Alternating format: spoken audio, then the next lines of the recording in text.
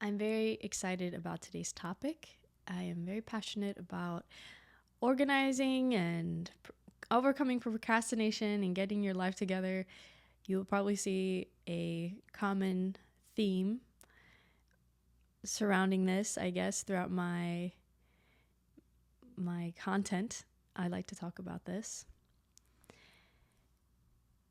Overcoming procrastination is possible. It is hard, but it's possible. But I think before we get into it, I think it's important to talk about what procrastination is. The best way that I've been described, I guess, what procrastinating is you are avoiding unwanted feelings. And when you break it down like that, you realize what it is. And when you understand what it is, it gives you a starting point. Once you understand what it is that you are trying to avoid, you can start to break it down into more manageable small tasks, or really understand what it is that you're trying to avoid to begin with. When we understand why we're pushing something out of the way, I think it helps us gain a different perspective and outlook. And I think it's important because sometimes you just need to understand that maybe you shouldn't be doing something. And I know that doesn't sound very productive, but a lot of these ideas that we have surrounding productivity aren't really productive. We're just trying to do things to prove to somebody else that we can do them, or we're trying to get things done because we think it's the right thing to do, and we're following the set of rules that we've created in our life that maybe are outdated or whatever it is. It's hard for me to sit here and give advice on this, because if I was working with somebody individually and trying to help them, I would break down their specific problems. But I think if you have this mentality, I think it'll help you implement it into your own life and into the areas that you may be struggling in. I used to be a procrastinator. I was not always as organized as I am now, especially as a child. I had a lot of things. I was the only girl on my dad's side for 12, 13 years, so I was very spoiled. I had a lot of things in a very small room, so it was hard to stay organized in my defense. And I definitely like to not take care of things right away. I never had to make my bed growing up. I didn't have a lot of these habits instilled from a young age, which I think can greatly help if you have that already from your childhood. And I talk a lot about organizing interchangeably here with procrastination, because I think the two are very intertwined.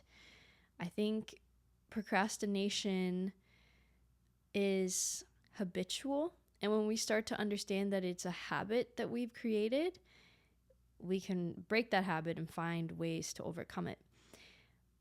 So, ways that you can overcome procrastination in a more simplified way when you're overwhelmed or you feel like you have a lot to do and you don't know where to start, because that tends to be the case for people as well, is to get in the habit of taking care of things that might not even seem that important.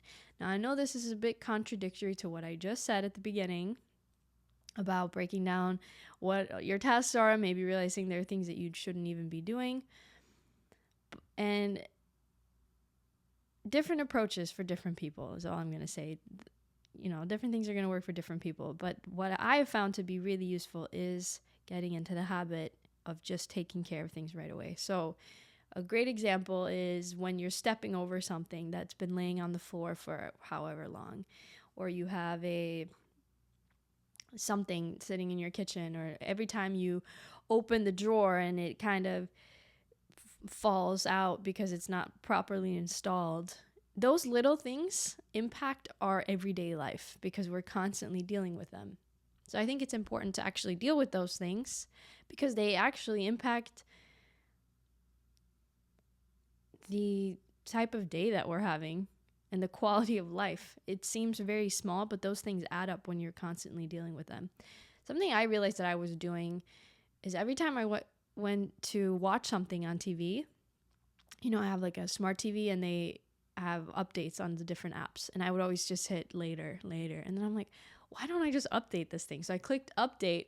The update took less than 4 seconds, and I was back to watching whatever I was watching. And I realized I'd been skipping over this for so long, doing that one little extra step, when all I could have done was taken 5 seconds to take care of this thing. And that's often when you start to take care of things and you deal with them, you stop procrastinating, is you realize, I made this into such a big thing in my head. My mind created this monster out of this tiny little task that just needed to be taken care of. So that's my advice, is taking care of those little things, getting in the habit of actually taking care of things right away. I'm sorry, my hair is always driving me crazy, and I need to stop touching it. What was I saying? Get in the habit of taking care of things right away. Even if they're small, even though they might not seem like they will have much of an impact or that important, it's not about the thing itself. It's about the habit that you're creating. Because once you get in the habit of taking care of things right away, you're really going to see a ripple effect. You're going to see how that's going to have an effect of all aspects of your life. It's going to seep into all these different areas of your life. And you're going to become somebody who procrastinates less. Now, I want to make a note there, because that is really the key, is that you are, although I say overcoming procrastination, it's never something that you fully are going to stop doing. We all procrastinate. We all just procrastinate on different things, because we all have to prioritize different things. Sometimes you have to put certain things on hold to tend to other more important things. And that's okay. It's okay to procrastinate if it's productive procrastination. Now, don't get this confused with, oh, well, I'm supposed to go to the gym right now, but let me just clean the kitchen, and oh, well, let me just sweep the floors, and let me just do. When you're avoiding something that you actually are trying to get done, that's not productive procrastination. Productive procrastination would be if you're actually putting on hold cleaning your kitchen because your child is crying in the other room because they broke their arm. That would be very productive. Please take them to the hospital. That was such an extreme example that I thought of, but that would be productive. But it is not productive to avoid something that you actually know you're supposed to be doing by doing something else that might also be important, but you're really just using avoidant behavior. I hope that distinction is clear that I'm trying to make.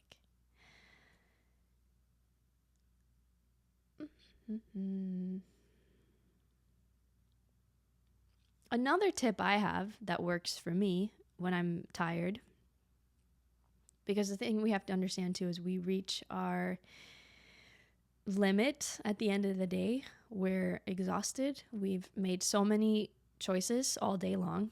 Excuse me.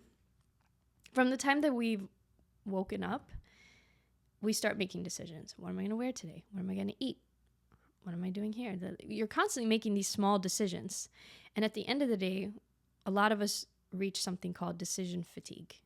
We're exhausted. We don't want to make choices. And that's why a lot of us end up making bad choices and having bad habits in the evening after work, because you've depleted your tank. There's a little fly in here. So instead of making a healthy dinner, you're just going to order out, or you're going to, get Postmates or whatever it may be that isn't the best decision for you. And my advice would be to break things down into very, very small, manageable tasks. For example, if you know you need to clean your kitchen because it's a mess, tell yourself that you're just going to go in there and take care of 5 things. So every time I walk past the kitchen, I'm going to put 5 things in the dishwasher, or I'm going to put 5 items away. And when you start doing it, when you start taking care of the tasks that you have, couch is creaking. Oh my goodness. You start to realize that it's not that hard, and you just made it up to be really difficult in your head. And most of the time, just starting will create enough momentum to finish the task. But if not, if you just tell yourself, okay, I'm just going to do 5 things, and every time you come back, you just have 5 things to do. and then makes it a lot easier.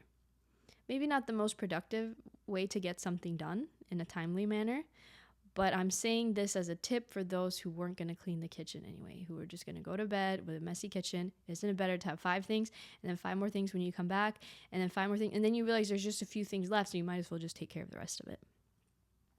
Again, different approaches for different people. This might not work for you, but this is something that I still use because I'm still human. As productive and organized as I am, I have days where I struggle to feel motivated to get things done, and sometimes something as simple as that will work really well for me. Again, I want to reiterate the fact that procrastination is a habit, and it is a habit that you can break.